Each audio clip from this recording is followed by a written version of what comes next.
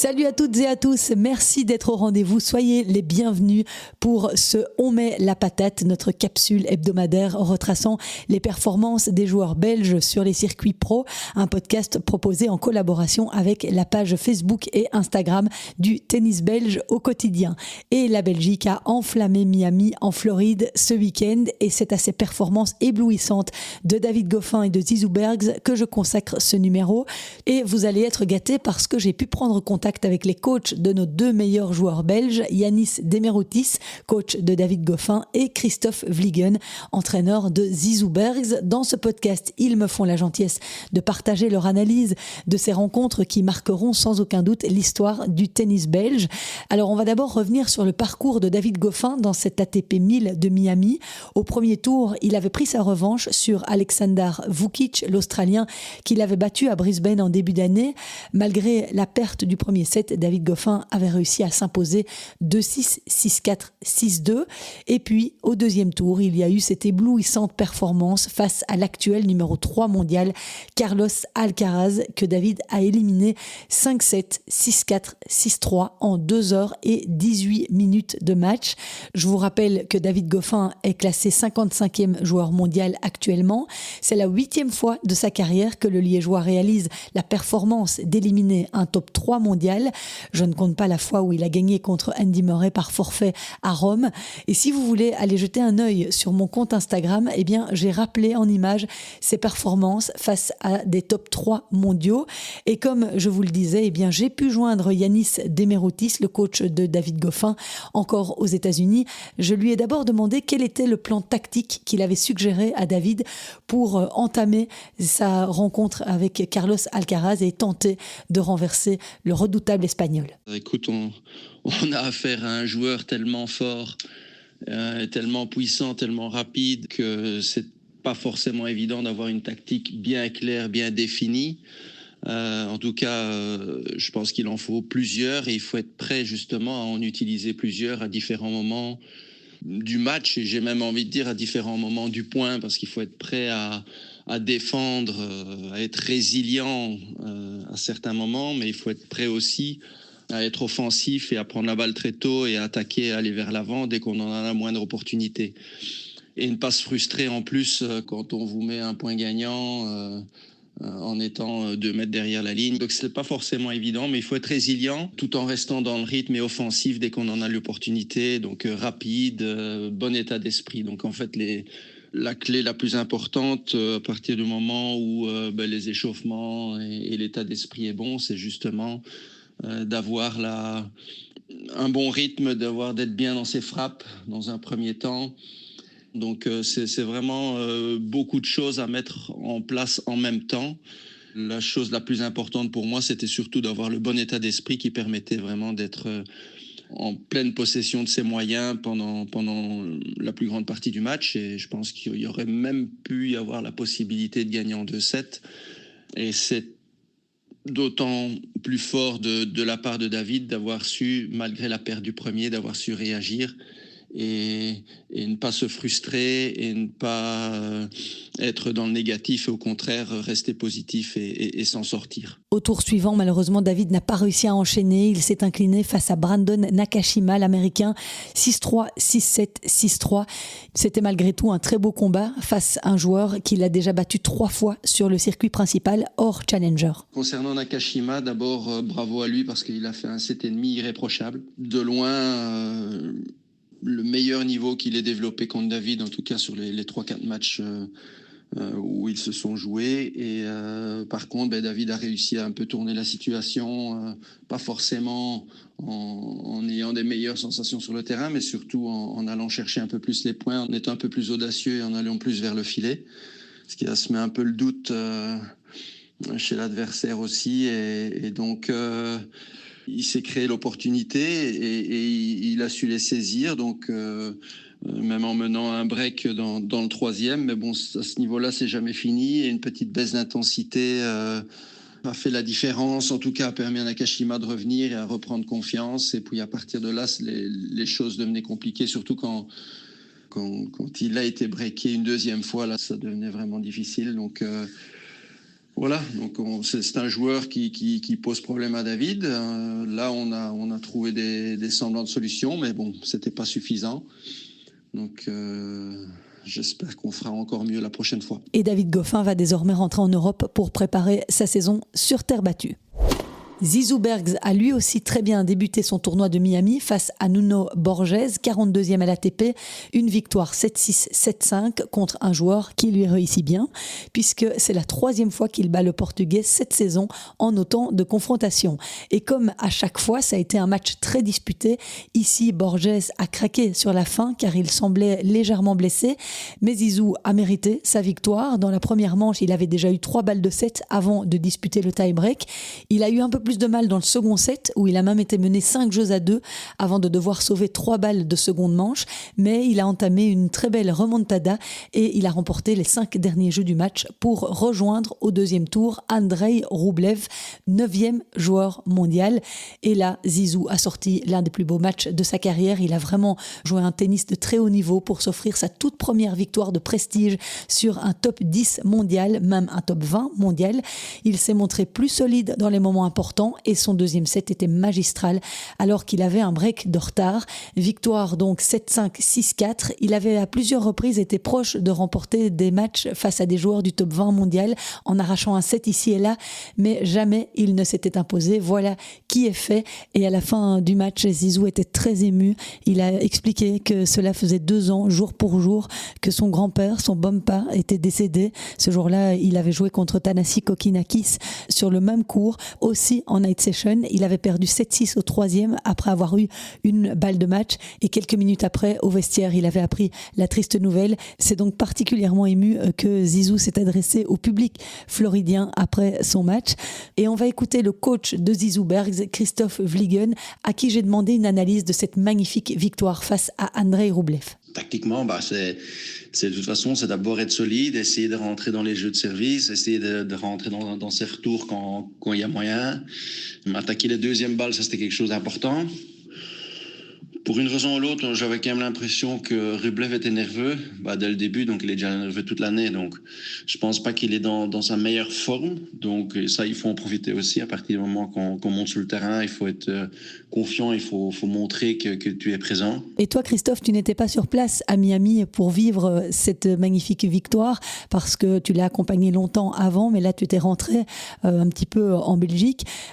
Zizou a dit à la fin du match au micro de l'ATP que le fait de se retrouver seul, sans coach à ses côtés, l'avait peut-être aidé à mieux comprendre ce qu'il devait faire tout seul, être moins passif, plus agressif. Qu'est-ce que tu penses de ce qu'il a dit là ? Oui, j'avais fait quasi toutes les semaines avec lui.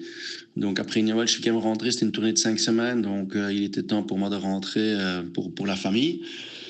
Moi, je trouve ça une bonne chose que parfois ils font des semaines seuls. Je suis pour le fait qu'ils doivent trouver la solution eux-mêmes. Maintenant, je suis toujours en contact avec lui. C'est moi qui fais encore les tactiques et tout ça. Donc, on s'appelle tous les soirs pour savoir comment ça s'est passé. Maintenant, il n'est pas seul non plus. Il y a toute l'équipe qui est là, sauf moi. Puis, trouver la solution soi-même, parfois, c'est pas plus mal, je trouve. C'est aussi, ça rend le joueur plus intelligent. Ça l'oblige à réfléchir lui-même et pas seulement regarder à côté du terrain ou au bord du terrain pour savoir ce que le coach dit. Ça devait être dur quand même de vivre ce bel exploit depuis la Belgique, non ? Non, c'était pas trop dur parce que j'avais l'impression qu'il était vraiment bien. Je n'étais même pas stressé, je dois dire. Je regarde. Peut-être aussi, quand je suis à la maison, je regarde plus objectivement. Quand tu es juste au bord du terrain, peut-être on est un peu plus nerveux quand même. Donc là, j'étais assis tranquillement dans mon fauteuil. Et voilà quoi, je pense que si c'est une bonne preuve que le coach ne doit pas toujours être présent. Maintenant, c'est normal que l'entraîneur est là, à mon avis, 80-90% du temps. Mais c'est aussi la preuve que le joueur puisse en sortir parfois seul. Maintenant, je ne pense pas que c'est l'idéal d'être 20 semaines seul à l'année. Mais ça, c'est vraiment pas le cas chez lui. Et maintenant, ce lundi soir, il joue Matteo Berrettini, 30e mondial. Quelles sont ses chances, tu penses ? Berrettini, ouais, c'est un mec qui joue très agressif, qui sert très bien. Donc, ça sera important aussi de servir bien, il faut servir des bonnes zones. Tactiquement, il y a des petites choses à faire.